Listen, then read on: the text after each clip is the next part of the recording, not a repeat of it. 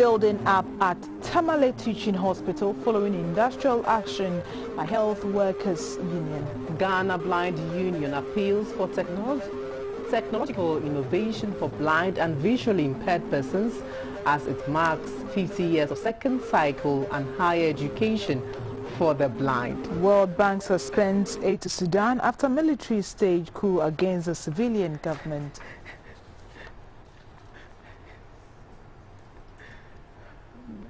Hello, good evening, most welcome to News Hour live on GBC News, your News and Governance channel. We are also streaming live on Facebook and live on GTV. My name is Michelin Taka. My name is Clara Mlano. Robert Frimpong Manso will interpret the news into sign language.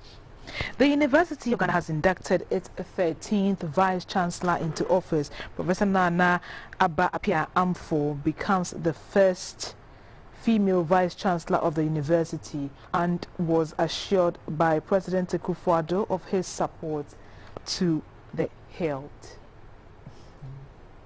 Vice-Chancellor number 13 was born on 30th September 1971 in Kumasi, Ghana's Garden City.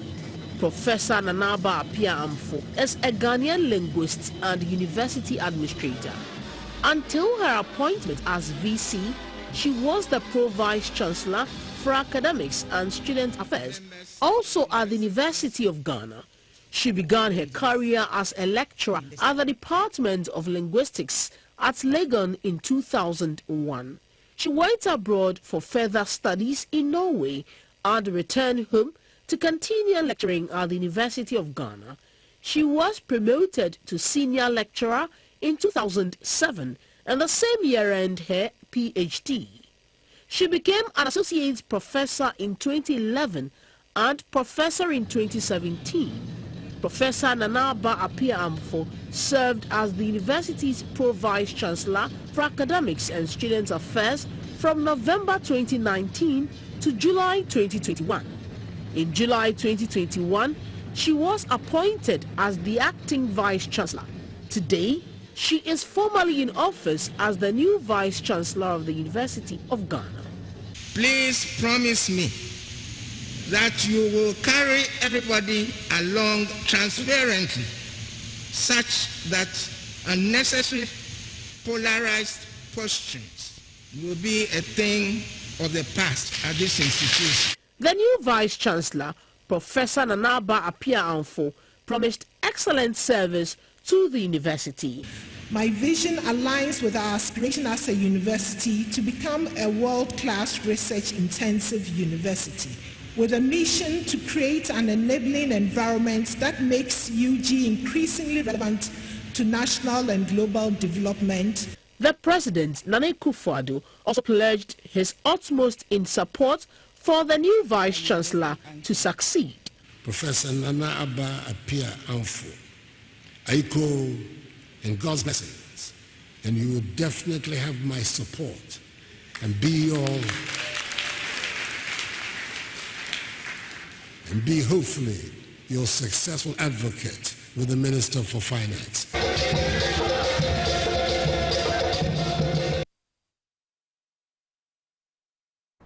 The operational and logistical capabilities of the Ghana Armed Forces have been enhanced with 40 jeeps, 14 Toyota Hilux and 6 Hiace minibuses. Presenting the vehicles to the armed forces at Burma Camp in Accra, President Akufo-Addo said the vehicles will not only improve on the mobility of the men and women in uniform, but also combat power and provide all-round security to the nation. Threats of secession and terrorism have made it expedient for the government of Ghana to step up its efforts to equip the Ghana Armed Forces to enable it to contain internal and external disturbances. In view of this, the government in March this year provided the Ghana Armed Forces with 73 personal armored carriers, 41 Toyota vehicles, 3 water tankers, 1 self-loading recovery truck, 5 utility vehicles, and a refrigeration van. And in furtherance of the move to make the military combat ready, the Ghana Armed Forces has received another fleet of vehicles. The Minister for Defense, Mr. Dominic Nitiwul, assured the armed forces of the readiness of the government to continue to retool them to enhance the operational capabilities. President Akufo-Addo said Ghana is forever indebted to the security agencies and will give them the needed tools to deal with extremist activities aimed at derailing the socio-economic gains made over the years. We recognize that our vision of ensuring equitable distribution of development, progress and prosperity to all parts of the country can only be achieved in an atmosphere of peace and security. We're determined to continue in this vein and satisfy the legitimate demands of the armed forces. I congratulate you for your commitment and dedication in ongoing operations, especially Conquered Fist and Motherland. Also, the President card sought for work to start on 80 blocks, which is made up of 320 housing units for the Ghana Armed Forces at Bema Camp in Accra. I inspected ongoing construction of the 7-story Army Headquarters office complex, which is also progressing steadily. This project is costing the taxpayer some 33 million cedis. Undoubtedly, it will boost the image and morale of the Army, since the Air Force and the Navy already have very beautiful headquarters, and we cannot allow the Army to be left out. In a related development, President Akufo-Addo has inspected progress of work at the Ghana Military Academy at Teshi in Accra. The upgrading of infrastructure at the Military Academy, which include offices and accommodation, started in July 2019. 40 half-compound houses will be built here at Bema Camp, 10 each at the Naval Base in Sekondi, the Air Force Base in Tamale, the 4th Infantry Battalion in Kumasi, and the 3rd Infantry Battalion in Sunyani. When completed, a total of 320 units would be added to the housing stock of the armed forces. The project, which is going on simultaneously in Accra, Kumasi, Sunyani, Takoradi, and Tamale, is valued at $24.8 million. Edward Nyaku, reporting for GBC News. Increasing cases of theft at the country's toll booths and axle load weigh stations is dwindling revenue inflows into the national kitty for roads. Personnel manning these stations allegedly working in connivance with staff of the Ministry of Roads and Highways are accused of being behind this dubious act. Meeting the newly constituted board of the Ghana Highway Authority, the Minister for Roads and Highways, Mr. Kwesi Mwakwata, says the security service has intensified surveillance at the various outlets and the board must support to the plug of the loophole. Clara Mlano with the detail. It is not the first time such accusations have been leveled against operators at the various toll booths of either stuffing the printout booklets with their own tickets, declining to issue drivers tickets after payment, or issuing outdated tickets to drivers, while some under-declared daily sales. For the axle load weigh stations, a recent expose by Adum TV indicated that an estimated 370,000 Ghana cedis is lost daily in revenue at 9 axle load weigh stations. Some officials of the Ghana Highway Authority and their assigned private agents at the various ports siphon funds through a tax evasion regime developed. How many of us religiously examine the ticket given to us, whether they are valid tickets or expired tickets, or perhaps the amounts written on the tickets are far below what we pay? And most of us, after collecting the tickets, just drop them at the same place.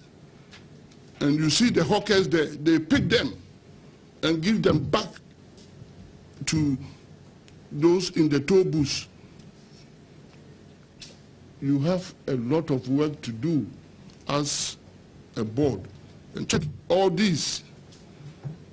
And if any malfeasance, any malpractices are detected, even if it involves me as the sector minister. Bring it up. Don't shield me. On building of a robust road infrastructure, by 2024, 6,000 kilometers of the 11,000 kilometers roads are to be completed.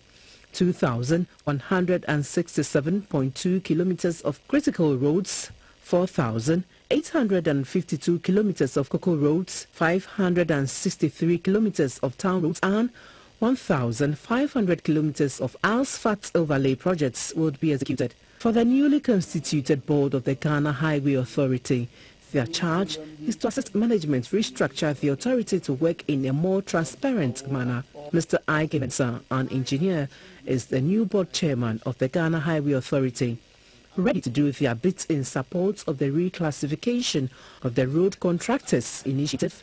He said they will also work to improve the trunk road network and traffic congestion on the country's roads. For GBC News.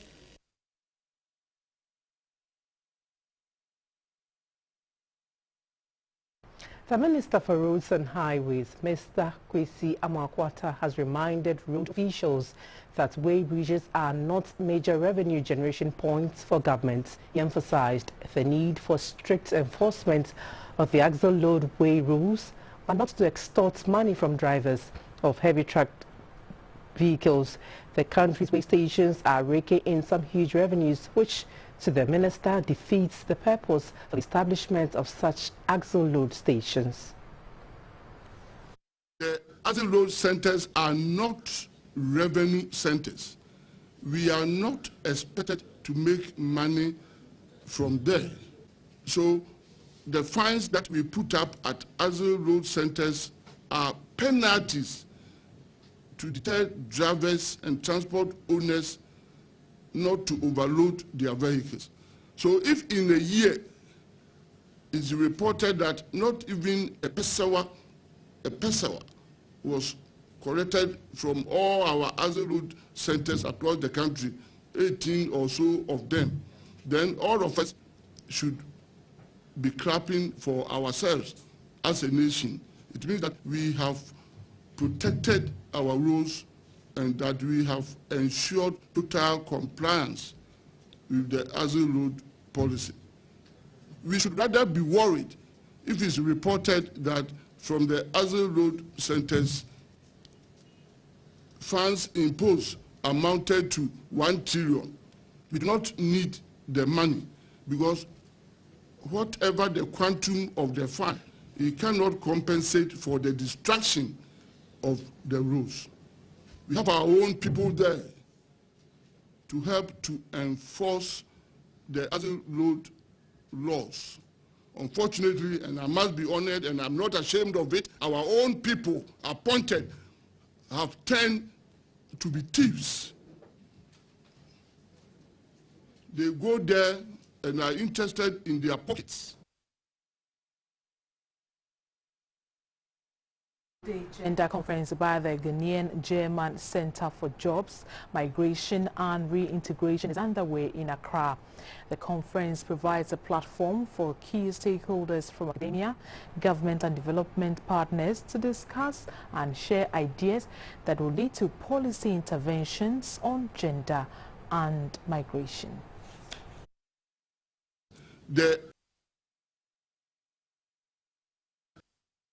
Women and men migrate for various reasons and face different challenges, opportunities, and are subjected to intersecting vulnerabilities. The benefits of migration vary, meaning it can lead to greater degree of economic and social autonomy and offers opportunity to challenge traditional or restrictive gender roles.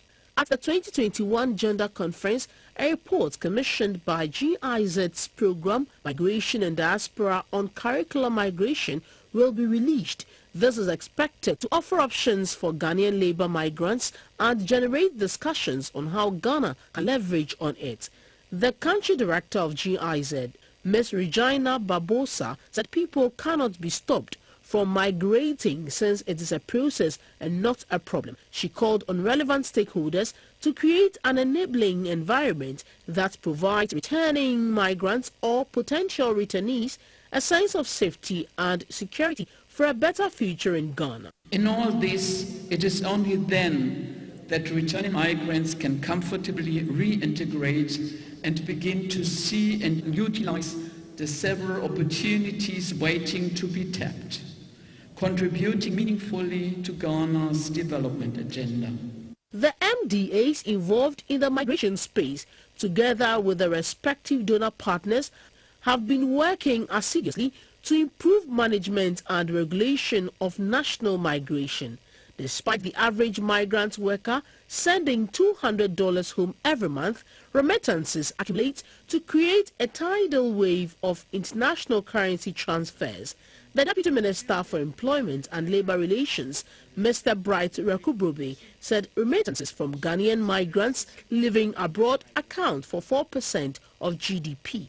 The Chief Director, Ministry of Gender, Children and Social Protection, Dr. Hafisa Zakaria, said there are various legal frameworks that protect vulnerabilities and young migrants must have a new mindset about migration. As a ministry, we witnessed the new vision created by young ladies training, vocational training activities, including beads making, baking, sewing, and other alternate businesses. These were young migrants who returned from the Gulf state countries and are making meaning out of their lives. This year's edition is on the theme, Gendered Dynamics of Return and Reintegration Towards Sustainable Development. The Speaker of Parliament, Mr. Alban Bagbin, has referred a complaint made by the Member of Parliament for Medina, Mr. Francis Xavier Susu, against two police personnel to the Privileges Committee of Parliament. The officers in question are the Greater Accra Regional Operations Commander, ACP Isaac Kojo Asante, and the Dental Divisional Commander, ACP Eric Winfall. According to the report, the police attempted to arrest the MP and manhandled him. Mr. Susu over the weekend joined some of his constituents at Ayi Mensa, Kweyman, Damfa, Adotaiman and Utimbi in a protest over bad roads. Although the protesters blocked roads, the Medina MP said there was no basis for any arrest because he followed due process. He insisted that the protest was in accordance with the Public Order Act. Led their men to manhandle me and virtually held me and humiliated me right in the presence of my constituents with whom we were demanding for better routes. Honorable Speaker, but for the fact that the youth ganged up to rescue me from the hands of the police, they just bundled me like a common criminal. The police served me with a letter dated 14th October 2021, in which the police itself prescribed the date for the demonstration, which was 25th October 2021. I direct that the matter be referred to the Committee of Privileges. The committee will investigate the complaint and will submit a report to the House for the full consideration of the matter. I receive complaints. I receive information about how police service, some personnel, pursue members of Parliament from both sides of the House. And I've on a number of occasions intervened to talk to the authorities and to draw their attention to the law. So apart from this, I myself have decided to come with a very comprehensive statement on this matter and let people know that members of Parliament have some special rights because of the peculiar nature of the position, the functions, and the duties of the Member of Parliament. It's not during my tenure of office that I will sit still, stare, and allow those things to be flouted with impunity. It won't happen. And let it be known that the power of the people is stronger than the people in power. It's the Golden Jubilee year of secondary and higher education for blind and visually impaired persons in Ghana. To mark this important milestone, the Ghana Blind Union is calling on government and corporate institutions to provide technological innovation for blind and visually impaired persons in the country. The union believes this will improve teaching and learning in second cycle and tertiary institutions in the country. The union organized an event in Accra. And partially sighted, 50 years of secondary and higher education is important, special and worthy of recognition. Through this period, visually impaired persons have acquired some form of education that has enabled them to realize their aspirations and achieve their dreams. Ghana now has visually impaired persons who have formally qualified as lawyers, teachers, lecturers, administrators, musicians, among others. These accomplishments were made possible by the Methodist Church Ghana to promote education to the secondary level. This started at the Wenchi Methodist High School, which admitted its first batch of visually impaired students in 1967. Today, there are visually impaired persons in the universities and various institutions. At a news conference to address challenges facing visually impaired persons in the country, the second vice chairman of the World Blind Union, Mr. Yao Ofori Debra, appealed to the government for more support for the visually impaired persons in the country. Education has really been a game changer in our lives. And we are asking the government to invest more in the education of the blind, because it is only education and employment that will lift the blind beyond the debilitating effects of disability. The director in charge of general administration at the Ministry of Education, Madam Catherine Apia Pinkra, said policies are being put in place by her ministry to give the visually impaired persons access to quality education in the country. Achieved. We're working with our partners to make sure that every child is in the classroom, and also making sure that TLX or teaching learning materials that are so critical for everybody is also done. We are making sure that our Braille system is linked to the internet.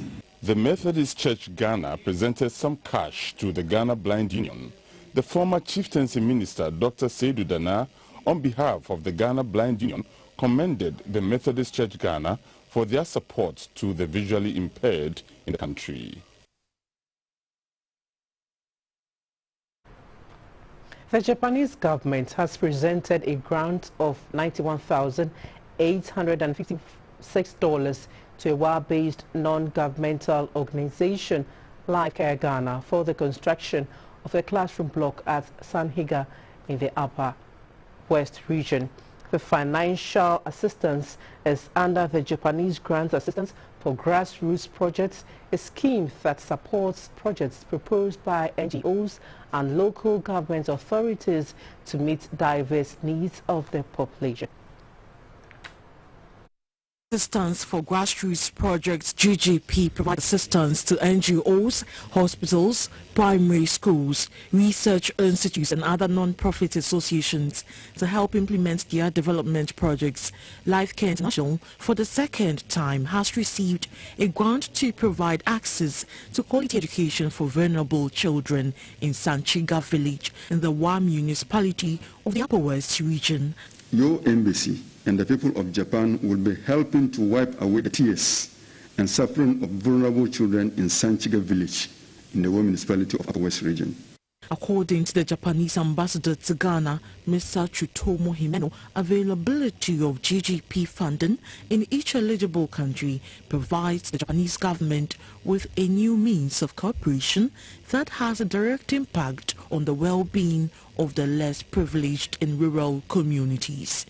It is in the broader context of Japan-Ghana friendship. So through our new friendship, we can make it stronger, and I hope we can make it stronger. The provision of the classroom block in the Sanchiga community is expected to support 180 beneficiaries and also promote the well-being of children in the community. For JBC News, Oferiwa Dako reporting. We are back after this break. Please do stay.